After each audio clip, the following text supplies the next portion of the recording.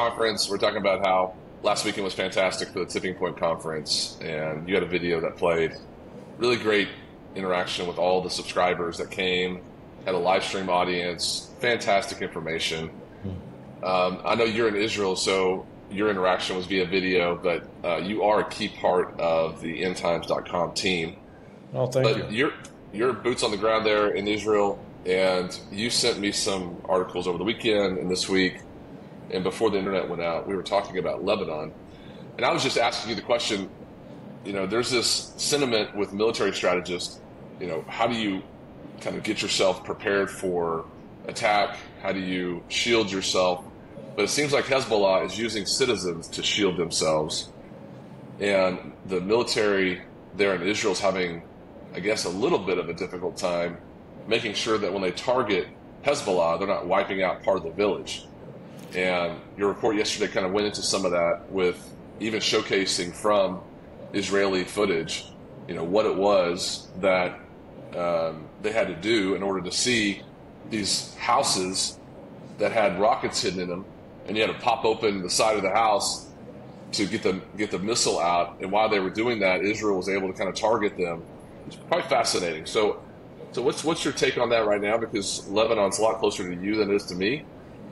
And how is Israel going to deal with this? Well, actually, it's interesting because as we speak over the last day and today in the United Nations, a number of world nation leaders have been getting up to the podium and blaming Israel for targeting civilians. Once again, targeting civilians, this time in Lebanon. And it's just so hard to fathom how they do that, because Israel's gone out of its way. They've publicly warned citizens in Lebanon, get out. If you are near where Hezbollah has stored a missile or missiles, if you're anywhere near Hezbollah, you need to leave. You need to, and mainly these are communities near the southern border of Lebanon, near the northern border of Israel. And in fact, you can see pictures online of these humongous traffic jams of people fleeing southern Lebanon, mainly heading north toward Beirut, and even farther in some cases, to get out of harm's way. Israel is not targeting civilians. And yes, there will be some collateral damage, but they are in full compliance with international law when it comes to engaging in warfare with an enemy and, in fact, warning civilians to get out of harm's way. This is not always really a very smart military tactic either, because when you warn civilians get out of the way, well, then you're also telling the enemy we're going to be there. Mm-hmm. And so the enemy also has an option to get out of the way. Oh yeah, it's crazy. Yeah, Netanyahu just doesn't seem to get any love from the press, and world leaders at the UN are expecting. Doesn't get any love here either. No, I know, and the UN's kind of calling him out. Yeah. It's quite fascinating how October 7th has turned into, really no added love for the Israeli community. It's almost like they've it's weaponized it against them. It's mind-boggling. And Netanyahu, by the way, is leaving. He's flying out, I believe, what today is Wednesday. He's flying out today to speak to the UN General Assembly tomorrow. That should be a very, very interesting speech to listen to. We may need to cover that in my next report and include excerpts from it, because he will, in essence, be the only voice answering all of this chorus of accusations against Israel. So, so he's going to do that. Well, you were talking in your report about a lot of what's happening there, but that was, almost a day and a half ago. Right. What's happening? This is Wednesday morning for me. It's Wednesday evening for you. What's happening right now in Israel? Because I'm seeing, drones kind of coming over the Lebanon border. Yeah. And you even said this morning they've had rockets as far as Tel Aviv. So what's happening right now? Well, I have an app on my phone like every Israeli does, and a lot of people around the world have this app. There are 2 or 3 of them that shows what are called here red alerts. And they make your phone vibrate or make a sound, an alarm, if the missiles are coming in. Right now I have mine set to the whole country, and my phone yesterday and today has been going off continually, all night, all day. Hundreds and hundreds of rockets, and now even one very large missile was launched today toward Tel Aviv. It was shot down. But the IDF, Israel's Home Front Command, they're warning Israelis that they won't be able to get all of them if they shoot a lot. In fact, most of what's been shot into Israel have been rockets, which don't have a big payload. But they hit and they can kill. I don't know if I sent you a video, but I have one of a driver just going down the road, and a rocket lands about 100 feet in front of him and explodes right on the road. So they can get through. And that's what's happening. Lots and lots of rockets from Hezbollah. And this, in spite of the fact that on Monday, I think Israel did something like 1,300 attacks on Hezbollah sites. That's amazing. It's mind-boggling. 1,300 attacks. They attacked launch sites. They attacked locations where leaders were meeting. The tactic Israel's been employing is basically take out the leadership. We saw that begin back with July 30 with the assassination of Fuad Shukar, the number 2 commander in Hezbollah. And then we saw it progress, and they were, and especially, we saw them take out all the operatives with the cell phones exploding and the walkie-talkies exploding. And they have since bombed and taken out other leaders. And so they've really decimated the leadership of Hezbollah. The only one not taken out is Nasser Nasrallah, the number 1 guy. He's been. I have a friend who calls him Bunker Boy. Because he hasn't seen sunlight for probably 15, 20 years, and he hides deep underground someplace. He's never seen in public.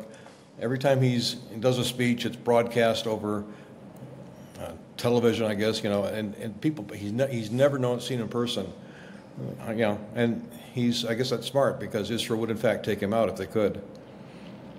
Well, vitamin D deficiency might take him out before anything else does. Yeah, that's right. So I think maybe it probably is. So part of the narrative right now is World War III is imminent. That's kind of the news headlines. You feel this sense of urgency related to Israel, Lebanon, Jordan, that whole region. I mean, are we on the verge of World War III? We could be. Yeah, I mean, it is that dangerous. I mean, one reason, the main reason perhaps, Israel has taken so long to go into Lebanon to deal with Hezbollah. Well, 2 reasons. They've been fighting with Hamas in Gaza, and that has slowed down enough. But they've had to go in. But one reason they haven't done it so far is because of this fear that it could ignite a regional, even a world war, and that fear is still that's a very real risk even today. The Masoud Pezeshkian, the president of Iran, spoke to the UN General Assembly, I think it was yesterday, and he said to the effect, we're going to do what we have to do to defend Hezbollah, and if we have to do anything, it'll be your fault, because you didn't protect innocent people. So, he basically is threatening to get involved, and if Iran gets involved, that pulls the U.S. into it, and perhaps others, like England or other forces, but especially the U.S. So are people leaving Lebanon? Because that's kind of the battle cry. Well, if they can, I think a lot are. Yeah, I mean, they're certainly fleeing the south. I know that Canada has called out all of its people. I believe England has as well. Several countries are saying if you're one of our citizens, you need to leave. Flights are canceled to and from Beirut. A lot of flights are canceled to and from Israel, for that matter, and have been for some time. So yeah, there's a very real concern that this could erupt into something big. Now, what's on the positive side of the ledger, however, the narrative that Israel's been operating under for years and years here is that if they ever went to war with Hezbollah, Hezbollah would launch its arsenal of 150,000 missiles. They would overwhelm Israel with a rain of missiles and rockets, and that Israel would not be able to intercept them all, and maybe even 10% got through. They would hit cities and civilian populations all throughout Israel. That hasn't happened, at least not yet. And it looks like what Israel has done is basically it has taken away that ability by Hamas to launch a lot of its missiles. There are some estimates that up to half of its arsenal have been destroyed, but perhaps even more importantly, most of its launchers have been destroyed. I mean, if you have rockets and you can't launch them, what good is it, right? And a lot of their operatives have been taken out. The people that pull the triggers or push the buttons or whatever. Still, Hezbollah is able to get rockets off. We're seeing that yesterday and today, and Israel expected this.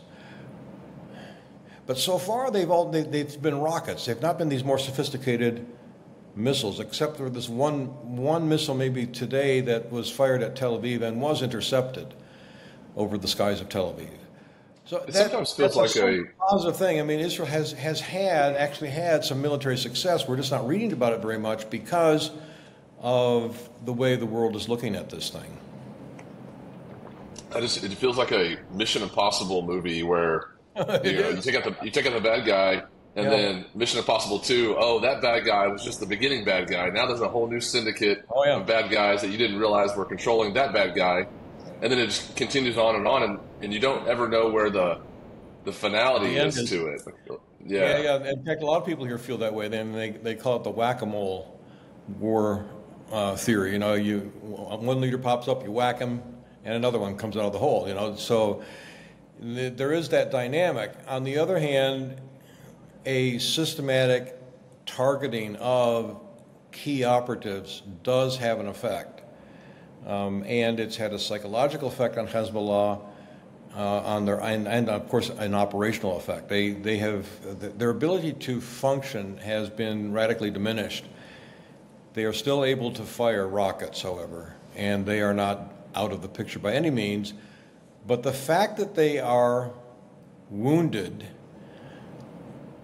might be even more dangerous because it could bring in Iran. Mm-hmm. Yeah, well, Hezbollah is Iran's jewel, crown jewel, right? Mm-hmm. It is their grade A, top of the line military entity outside of Iran. It's their number one proxy. So they have been working very, very closely with Hezbollah for years and years and years, arming it, helping it with its technology, build its tunnels, everything. So the fact that it's severely wounded right now is a big blow to Iran. And so if they decide to get involved, good. I'm just trying to get the psychology of the Lebanese people that are on that border. Are they excited about the potential of Hezbollah being there and taking out Israel and threatening Israel? Are they on Hezbollah's side, or are they innocent civilians that are really terrified about this situation?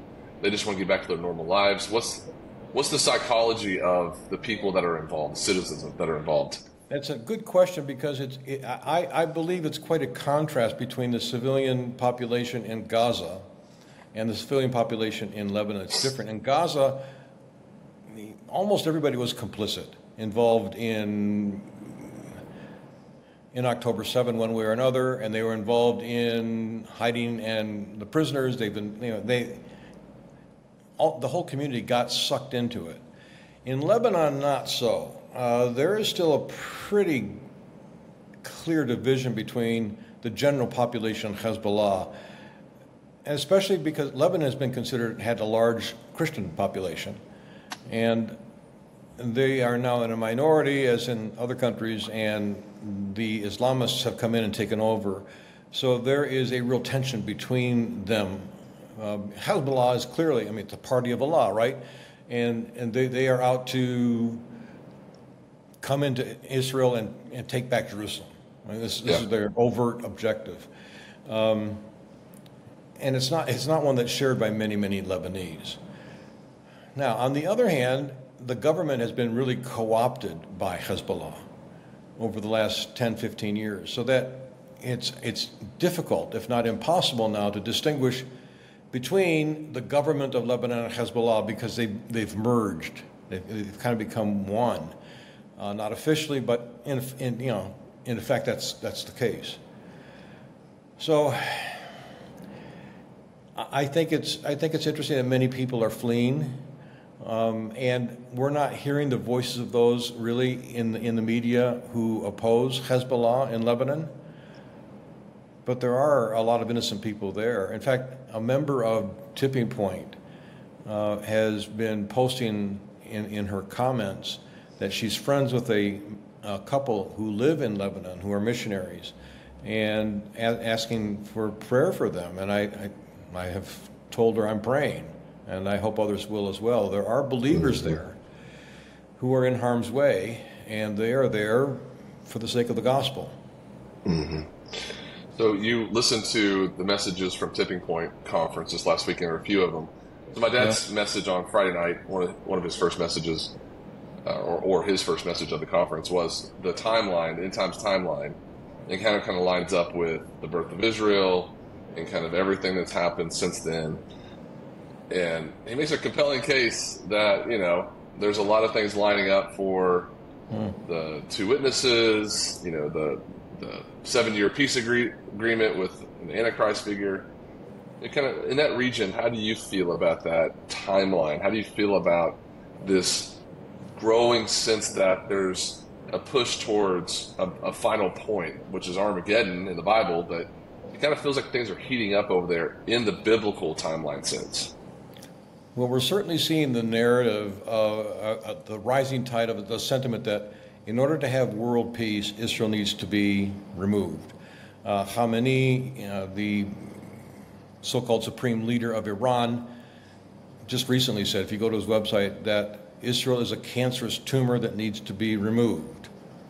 What do you do with a cancerous tumor? You take it out of the body and it dies. You put it in a and this idea of Israel as a cancerous tumor you're seeing pop up on protest signs around the world.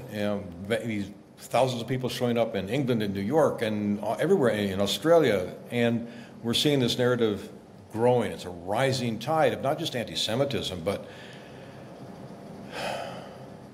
a desire to kill all the Jews. Mm-hmm. And the narrative is this is necessary for world peace.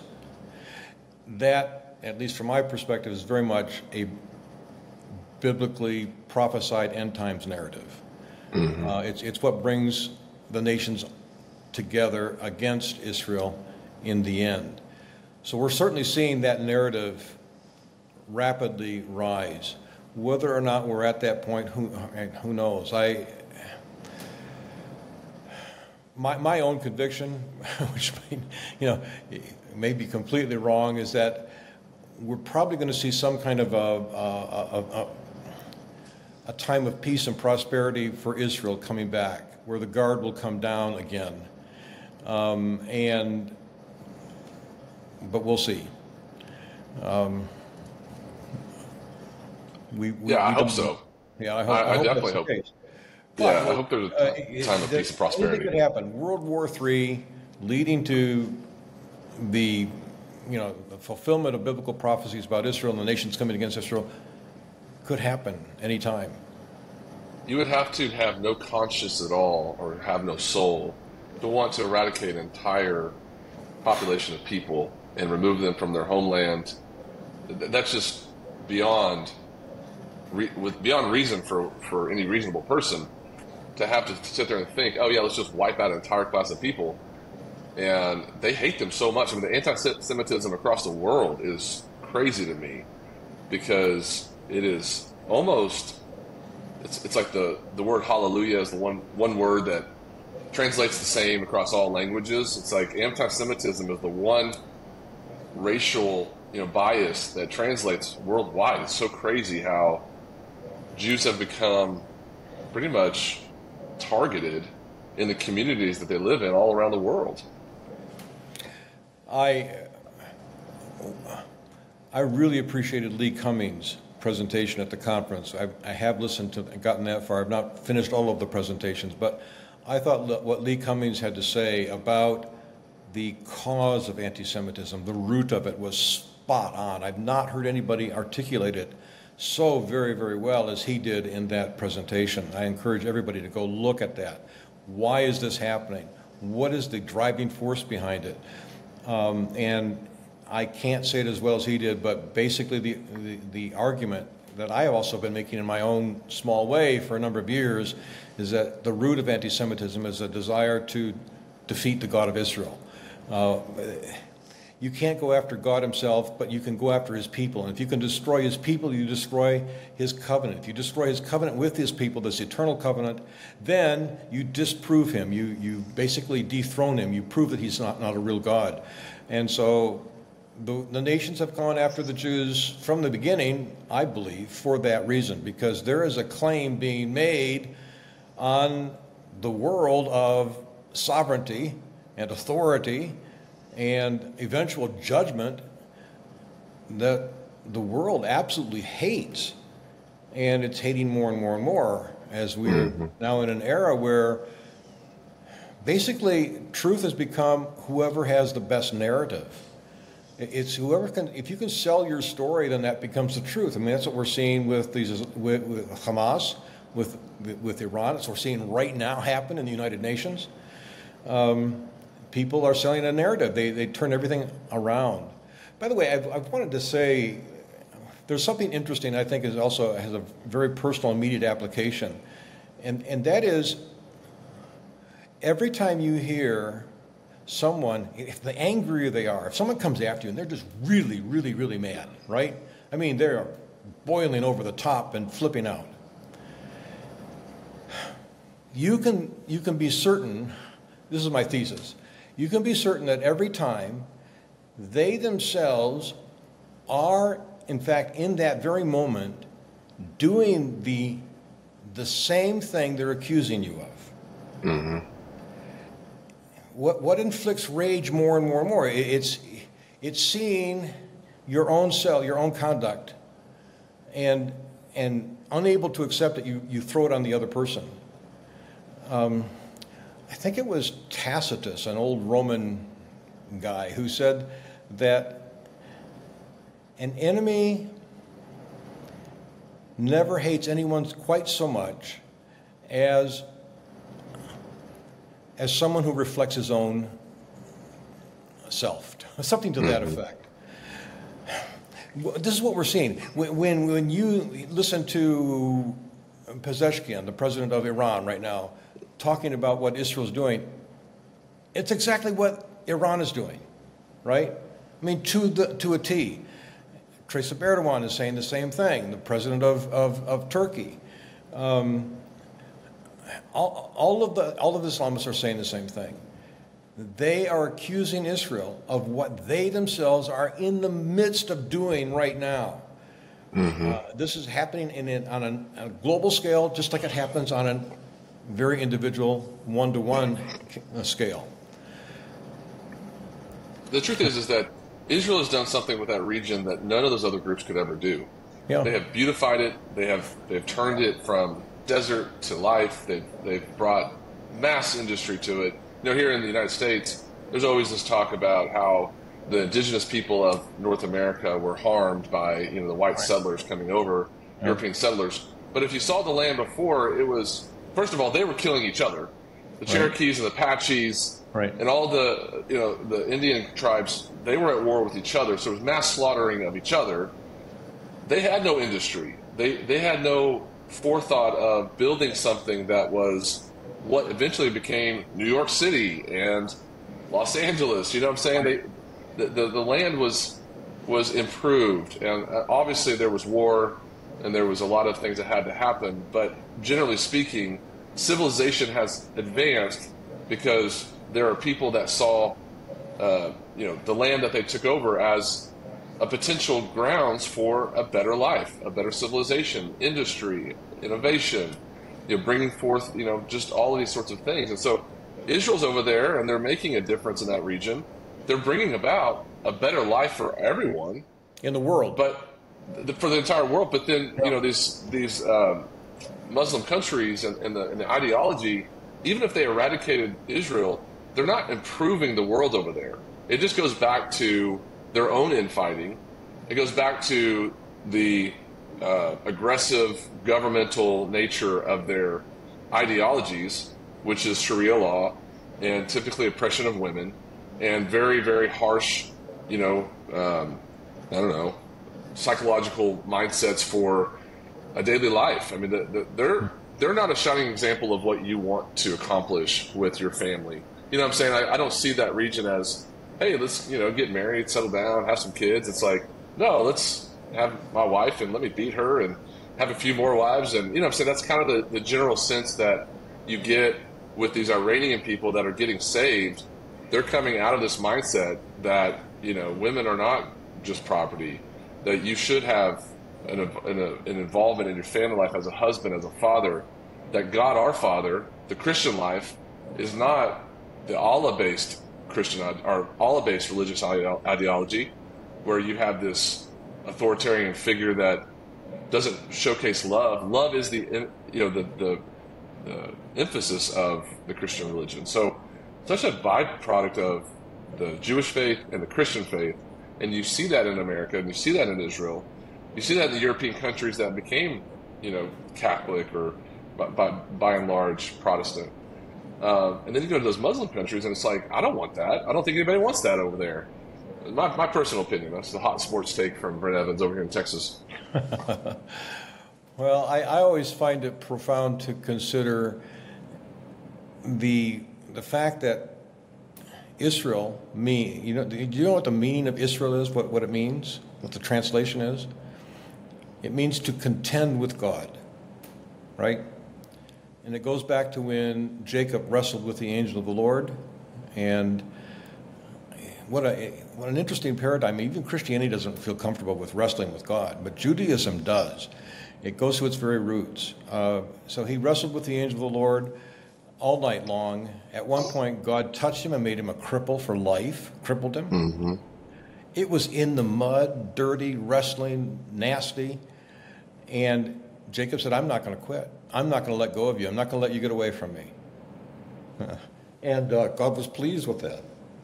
Can you imagine? He's pleased with that. I know. Islam, do you know what Islam means? It means to submit. So why did you get emotional right there about that? Oh, a long story. Okay. I'd be happy to tell it when I don't get so emotional. Yeah, that's what true. I've been through. But Islam means to submit. And so the God of Islam does not welcome in relationship. He doesn't welcome debate or wrestling. He doesn't encourage thinking. You do what he says or else. So you have on the one hand a God that welcomes relationship when it's good, when it's bad, when it's ugly, but he wants relationship. On the other hand, Islam, the God of Islam is not inviting people into a relationship. He's commanding them to submit. Mm-hmm. So there is a real battle of the gods going on here. It's a huge difference. And people living in those cultures, I mean, there are obviously very varying degrees of oppression. Some of Islamic cultures are not as bad as others, but that's the essential paradigm. And it's quite different than... Well, what my dad said at the conference, which I totally agree with, is he said, if Christianity isn't the only way to God, so if there's multiple ways to God, like the Pope just said, basically all religious roads lead back to one God. He said that if that's the case, then what God did to Jesus on the cross was just cruel and sadistic. I mean, if it's all the same, then Jesus Christ dying on the cross the way he did, why would he have to do that if everything equals out the same? And so it's very important that people sort of understand the gravity of what these religions actually stand for and mean, and where they originate, and what they ultimately, because they have prophecies on the Muslim side too that speak to what's going to happen. And go back to Ishmael and Isaac, that's a very pivotal road. I mean, Abraham was responsible for a lot. Talk about the butterfly effect. Go back to right. One guy can Totally changed everything. And then that story about Jacob, I love that story because it gives me courage to wrestle with God. And it's one of those things where it's one of those questions I have for God. When I get there, it's like, so many people just immediately died when they looked at, the holy place or the Ark of the Covenant, or, they would carry the Ark of the Covenant the wrong way. And the scripture that says no one can see God because they can't handle it. And but here's Jacob who wrestled with him, and not only wrestled with him, but pretty much prevailed. He has a limp. Yeah. Right. He has a little limp because he touched his hip. But I mean, and the whole idea of Jacob's ladder. And I said this on the stage at the Tipping Point conference. I was being a little bit, tongue in cheek, but I also wasn't, because on the stage we were talking about Armageddon and Jesus coming back on a horse, and my dad said, "Hey, this is going to be amazing. We're all going to be riding out of heaven on horses with Jesus, and we're going to have the best seat in the house on the horses." Yeah. And I said, "Well, back then John couldn't really describe things, but do you think we're coming back on horses? Do we have stables in heaven? Is this going back to medieval times?" My dad said, "I think a horse pretty much translates as a horse, probably, to John." I was like, "Well, of course it does, but maybe God said, hey, it looks like this is a cyber truck, but just call it a horse." You know what I'm saying? Like, it's one of those things where I wonder, when you talk about Jacob's ladder going up and down to heaven, what it actually really is from the standpoint of what God has at his disposal for the ability to see. I think what Jacob saw was angels ascending and descending on this ladder. What that really may have looked like a ladder to him. I'm always curious. Now that technology is so advanced, and you see like the God of the universe, how he's created black holes and wormholes, and all these sorts of crazy things, that we're going back to sticks and stones and horses and chariots. It's just funny to me. I don't know. I think too much about that kind of stuff. Thing about the prophecy in Revelation about locusts ascending from the pit, and I think that might be an image. It looks to me like it might be an image for drones. Yeah, it does. I could really see that being drones, because to someone in John's generation, that's what it would look like. Yeah. It would look like a massive explosion of hundreds of thousands, even millions of these things coming up. And I think, again, these are things that we are okay to wrestle with God. There's a difference between wrestling with him, though, and saying, why this, why that, and on the other hand, basically putting your fist up at him and walking away, cursing him. That's different. It's a different thing. You wrestle with him. I don't like this. Why? Why did this happen? I was getting emotional because this in my own life saved my faith. When I have 3 sons, and one of my sons died of cancer when he was 11, almost 12. Amazing kid. But in the aftermath, my grieving was not something people could handle. And really, people can't. And I had to kind of get to a point where I realized no one could really handle it. It was too much. Mm-hmm. Some people cared. I had some people pull me aside and give me say these horrible things to me. One guy took me out to a drive-in place where we got sandwiches and root beer, and he said something to the effect, "Do you think maybe this happened because, like Job, you or Taylor sinned?" Wow. I mean, I had people saying these things to me. And finally, I just had to get to a point where, no, I have to really take this on directly with Abba, with God. And I did, and I never got any answers that I thought I wanted. But I did always get this sense of, I'm so glad you're here, Mm-hmm. Mm-hmm. And I came out of it realizing that when people are suffering and hurting, they are perhaps closer to God at that moment in their lives than at any other. When they are angry with God, they're closer to him. You cannot be angry with somebody you don't believe exists. Yeah, that's true. And so if you're angry with him, then you actually have an opportunity to engage him and wrestle with him. And it can actually, bring about a relationship. Mm-hmm. For me, it rescued my faith. It rescued my faith because I knew about Jacob, and I knew the Jewish tradition was really the only tradition in the world I was aware of that honored the wrestling aspect of faith. Most Christians in my community really, really were uncomfortable with it. But again, that's well said. It saved my faith. Yeah, so I'm grateful. Said. I'm grateful that God is a God who welcomes us to wrestle. I thank Him for that. Yeah, I do too. I mean, I'm in a storm season, and I'm doing the same thing. I'm asking God point blank questions. I think we discussed this. Maybe if it wasn't us, it was me and somebody else talking about it. You know, if you're God the Father, and you're saying that you love me like a son, and I have questions for you. Yes, there's reverence and awe and a spirit of holiness, but there's also questions like, what are you doing? Why are you doing it? Right. Can you explain yourself? Can you give me some sense of the reason for this? Where are you? Are you around? Are you here? Do I need to examine my heart? Explain this to me, because as a father would explain to his son, that's my expectation. You said that in your scripture that this is a father-son relationship, so treat it like one.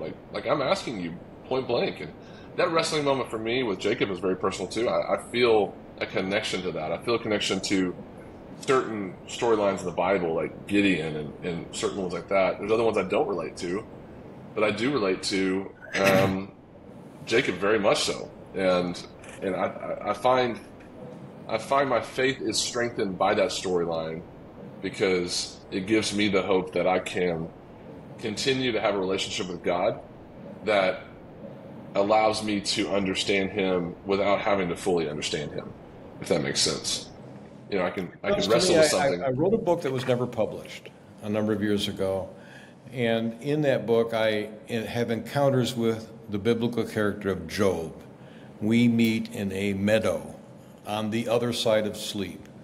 And when I'm in the meadow, I remember what's going on here. When I wake up here, I don't remember there. But that was the kind of the basic premise. But it drove me to the book of Job. And what Job went through was like mind-boggling, right? And we know some things that Job didn't know. At the beginning of the book, we're told that Satan appears before the throne of God. And God brings up Job. Have you seen my servant Job? Right? So God brings him up. That's interesting. And then Satan says, oh, well, he honors you because you're so good to him. You've given him all this wealth and these children. And so God said, okay, God said this. You go ahead. You can touch everything he has, just not him. So all of his children die. All of his business taken away. His wife rejects him. And he refuses to curse God. So he comes back. Satan comes back. And again, God brings him up. And he said, did you see what I did to Job? And he still honors me. And even though, and this is the shocking thing, he doesn't say, even though you did all those terrible things to Job.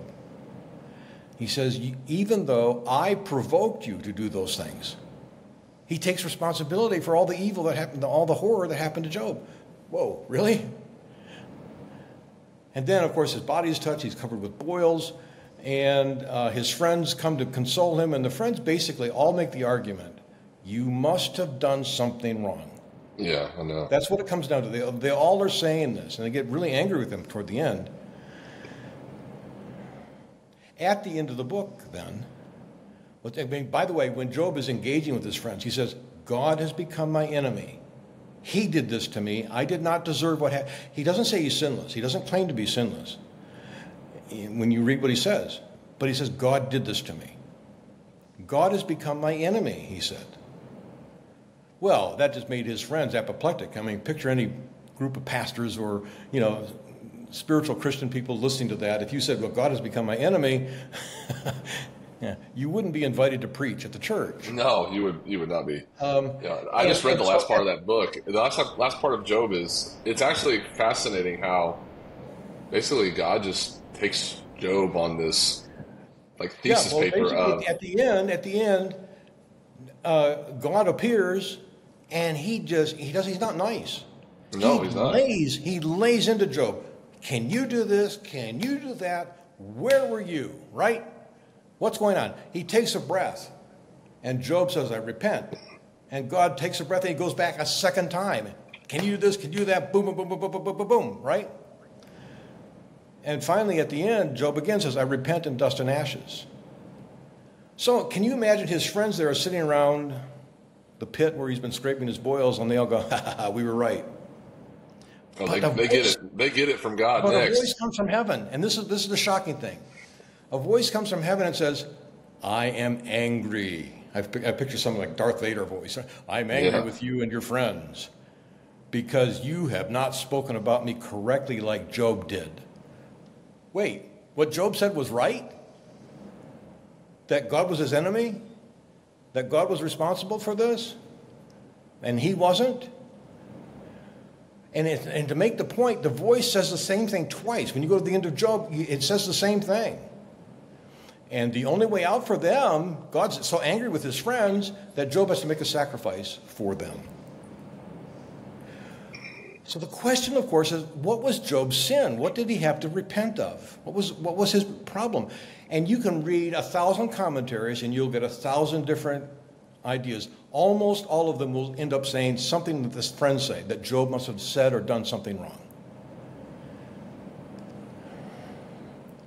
which was abusive to him. What was the issue? When you look at when God is berating Job at the end, when he tears into him, he's basically saying, can you do this? Can you do that? Are you me? Where Job crossed the line was in the assumption he could understand why. Mm-hmm. And that's impossible. God said, you aren't me. I am the only one who's God. I am the only one who can do these things. And so in the end, he makes all things right. Job said, I will see you in my flesh. I know my Redeemer lives. He saw resurrection. And this is basically what God has done. He has made a provision for the evil that he's allowed to come into the world through the death of his son. Mm-hmm. Now, he isn't the author of evil. He doesn't cause it, but he did permit it. He did allow it. Why? And I think it has to be because, to me, it comes down to free will. Free will is so critically important to God.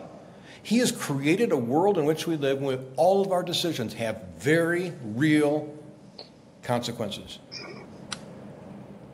There's cause and effect. And with that comes evil. So we have a choices repeated all throughout our lives here. What are we going to choose? Are we going to choose to turn to God and submit to him and say, I don't understand, I hate this, I don't like what you're doing, but I'm yours. I don't like what I'm doing. I don't like my own behavior. I see things in my own life I hate, but I'm going to keep coming to you. I'm not going to give up. I'm not going to give up on you. I'm not going to give up on the fact that you have purchased me and I belong to you. These are the choices. These choices matter to him. And he created us to have these choices so that we could have the option for an authentic relationship. Mm-hmm. He doesn't force himself on us. He gives us choices throughout our lives with very real consequences. We cannot control most of what happens to us. We can always control how we respond. Mm-hmm. Amen. You've got a date night, brother. You've got a date night, and I'm going to seize the day over here. Great update. Hey, I'm praying for you over there again. Well, we all are. I mean, the community, End Times community, I don't know if you noticed it or not, but there's lots of prayers and appreciation for your updates. And thank you for what you're facing over there. I see imagery, like photos of, I think that this morning, or maybe it was yesterday morning, the drones coming over, the missiles coming over, the Iron Dome, sort of shooting down these rockets. That is intense for the citizens there to just think about rockets, on a daily basis, and you have an app that's kind of giving you updates, and psychologically it's got to be a stressor for you. You talked about the pressure cooker before we started live. You started talking about the pressure cooker over there, how everything's magnified by 10, and in Jerusalem by 100 if you live there, and you have people visiting from all over the world bringing their expectations to that area. Right. And so just, hey, take a spa day. At some point, get some time for just you, and and your loved ones, so you guys can stay strong, because you're doing great work, and I know we all love and support you here. So until next week, until your next report, we may have some breaking news come before then, but I look forward to our next visit. All right. Thank you, Brent. God bless. All right. God bless. Take care.